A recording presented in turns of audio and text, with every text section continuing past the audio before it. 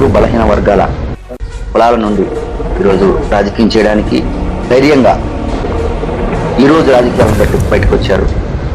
రాజకీయాలు ఎలా ఉన్నాయంటారు? ఒకవైపు టీడీపీ, ఇంకోవైపు వైసీపీ ఒక కుటుంబ పాలనని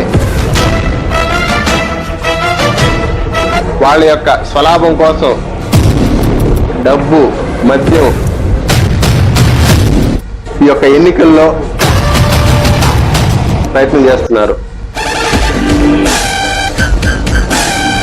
ఖచ్చితంగా బుద్ధి కూడా చెప్తారు. అటు తెలుగుదేశం పార్టీలో, వైసీపీ పార్టీలో బలమైన అభ్యర్థులుగా చెప్పబోతున్న వారి మధ్యలో మీ పోరాటం ఎలా ఉండబోతుంది?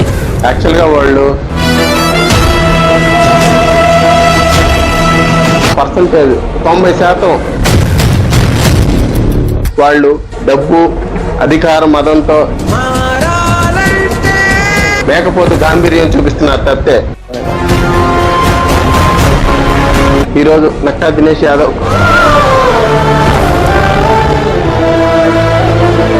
ప్రజలే నా బలం, యువతే నా యొక్క స్ఫూర్తి, ఈ యొక్క కులానికో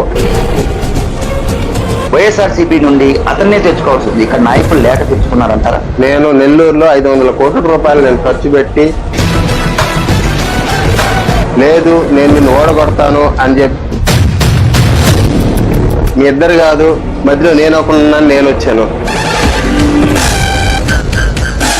ఓకే, డబ్బున్నోళ్ళు మాత్రమే రాజకీయాలు చేయాలా? ఈ అసమానకులన్నీ నా యొక్క గట్టి నమ్మకం. Only ఓసీలే participant. రెడ్డి గారు లేకపోతే ఆ నాయుడు గారు తప్పితే ఈరోజు బీసీలు దాదాపుగా 60% ఉన్నారు. ఎస్టీలు వీళ్ళందరికీ మన వాయిస్ ఎప్పుడు వినిపిస్తామో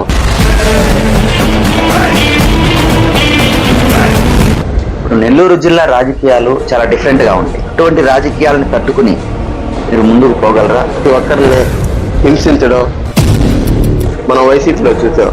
గ్రావిల్ కానివ్వండి, ఇసుక కానివ్వండి, నెల్లూరు జిల్లాని